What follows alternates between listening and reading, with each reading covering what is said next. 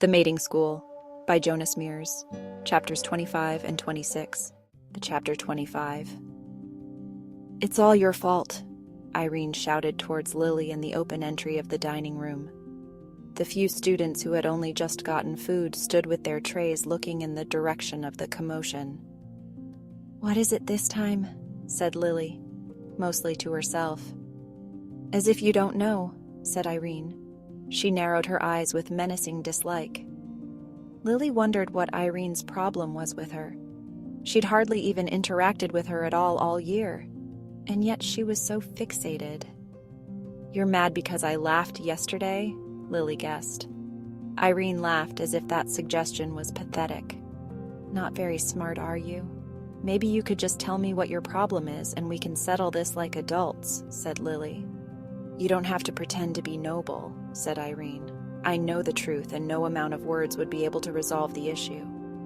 I think I'm still not sure what the issue is, said Lily. She was starting to get irritated now. Some part of her kind of wanted to shift and rip Irene's throat out just to stop the annoyance. No, that's not who I am, she thought. She wasn't sure what bothered her more. Being harassed, her harasser not telling her why or why it had to be done in the crowded dining area.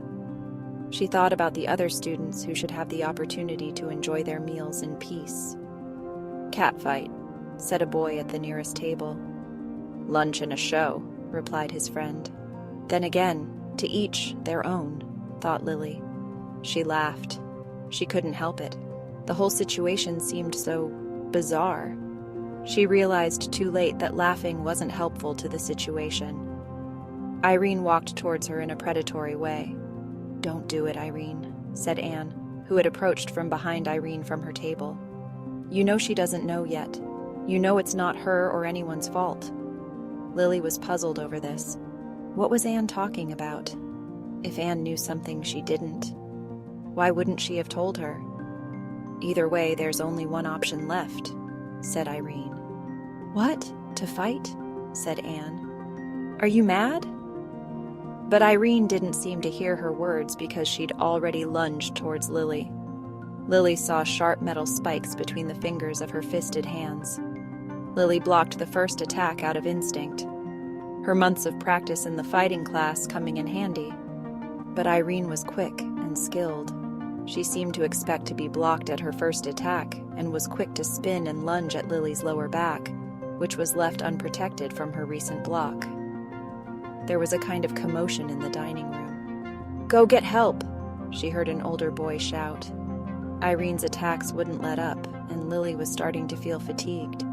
She'd run that morning in her second form, and classes had been strenuous, and it didn't help that she hadn't eaten for 16 hours. No, a voice seemed to say in the back of her mind. Just no. She wouldn't stand for this. Irene needed to be stopped.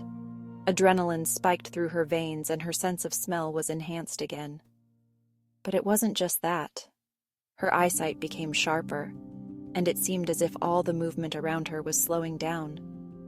She saw Irene shifting her weight from her left leg, preparing to kick with her right. Her stronger leg, Lily seemed to know instinctively.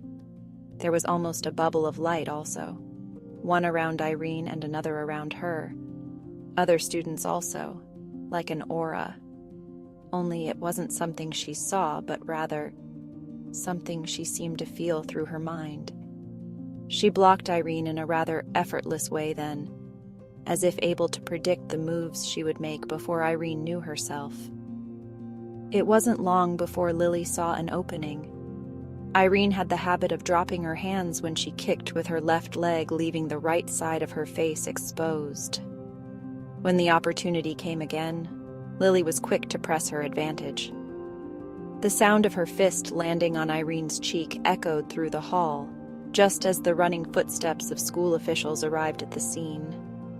Lily couldn't help but feel some instinctive dislike towards them. She wasn't sure why. Maybe because they hadn't arrived sooner. Irene crumpled onto the cold floor. Lily worried for a moment that she'd somehow killed her with one punch, but no. She could hear her heartbeat, knocked out. The school officials, including Mrs. Burnett, the energy control teacher, hovered over Irene. They didn't seem to want to look at Lily, but she couldn't be sure why. "There's a stretcher in the bag," the dark-haired man said to two tall boys he'd picked out of the crowd of students who now stood around the room with their meals forgotten. "You'll take her to the infirmary." The second man who had arrived had turned to face Lily. He held something that looked like a stun gun in his hand. Lily felt a new wave of irritation burn through her. "It wasn't her fault," said Anne, stepping in and taking hold of one of that man's hands. "It was self-defense, nothing else." Lily couldn't stand still anymore. Thoughts seemed to race through her head, and the adrenaline made her want to fight. It was such an unnerving feeling because she'd never had that inclination before. She felt like things were changing for her too fast, and she couldn't be sure who exactly she was anymore. She felt nostalgia for the girl she'd been less than a year ago. In an abusive situation, sure, but in a situation where things stayed the same. She turned to run. She felt the need to shift. That would help. Either way, it's a serious transgression. "The committee will need to discuss the situation," the official said. "Not if it wasn't her fault," Anne said when Lily was almost to the door. "That may be Miss Thompson, but the rules for," the man said, but his words faded away as Lily got out of hearing range. Lily shifted in the corridor just outside of the dining hall, safe from the prying eyes of her classmates.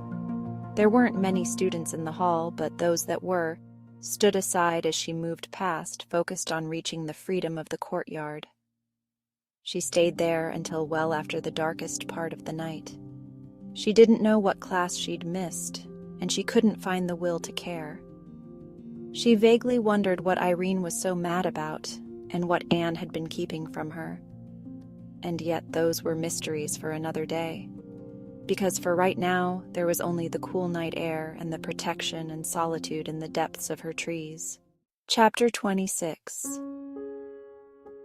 "They were overreacting," said Anne a few days later, walking across the grass area in the courtyard with Lily and Sophie. "I just don't understand why they didn't make such a big fuss when Irene punched me at the start of term," said Lily. "Maybe because it wasn't in front of so many people," said Anne, sounding a bit uncomfortable. "It seems like a double standard," said Sophie. "Be glad that nothing came of it," said Anne. "Even that class you missed. They might be scared of pissing her off after how she finished that fight with Irene with one punch," said Sophie, laughing. "Serves Irene right, really." Entering the inside corridor, Anne turned to take the path that would take her to her business class. "We still meeting up later for ability stuff?" Lily said as she turned to leave. "You know it," said Anne. "Can I come also?" said Sophie. "I could use some help with my shifting." "Of course, we'd be happy to have you," said Lily, just as Anne said. "I'm not so sure if that's advisable, actually." "What?" said Lily, looking at Anne. "Well, I don't know, really," said Anne. "I just don't want anyone to get hurt is all." "Don't be ridiculous," said Lily, wondering if she knew Anne at all. She hated to see others left out, particularly after her childhood life as a servant. "It's just a study group. It would help to have a third pair of eyes." "Tell me what I've been missing." said Anne. Sure, we'd love to have you. We'll see you at 6, said Lily. She'd been having such a hard time progressing with the abilities. She looked forward to Sophie being there. Maybe she could give her some insight. "See you then," said Sophie with a warm smile. Part 2. "Yeah, I managed it," said Lily. "But it's like I told you, it was triggered by adrenaline, not meditation or whatever else." "Yeah, but you have to learn the right way to access it," said Anne later that evening. They'd found a new room to practice in, the biggest study room they'd found yet. The floor was covered in an elegant ivory-colored rug that made the big space seem warmer. The walls were painted dark red. There wasn't much light from the windows this late into the evening, but an intricate chandelier provided bright light, and rather reminded Lily of Christmas, even though it was still midsummer. "Why?" said Lily. As far as she was concerned, if she'd be able to access the abilities when she most needed them then. That seemed good enough to her. "Because," said Anne, sounding exasperated, "that's the only way you can gain control over them. But if they're there when I need them—" But Lily broke off when the door creaked open and Sophie's head appeared behind it. "Sophie," said Lily, "you made it! Time for us to practice our awesome magic stuff," said Sophie, sounding rather excited. "You need control so that you don't accidentally hurt someone and in case you develop any more abilities," said Anne in an undertone. "Like that's likely," said Lily. "What other abilities can a shifter hope to possess?" "Other abilities?" said Sophie, coming closer to where they stood and picking up on the conversation. "You mean besides shifting?" "Besides the enhanced senses," said Lily. "Anne has been trying to teach me, but it hasn't been coming naturally." "Oh," said Sophie, looking a bit perplexed. "But that's not a normal shifting ability, isn't it?" said Lily, looking at Anne. After all, it was Anne who said it was commonplace. "Come on, we'd better focus on the task at hand," said Anne. "Let's start with the meditating route again. Sophie, you can meditate and focus on shifting. That can be an easier method, I think." The study time went smoothly after that.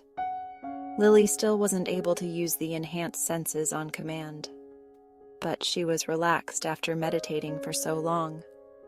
One thing seemed to needle at her a bit, though. What had Sophie meant when she said that those abilities weren't common to shifters?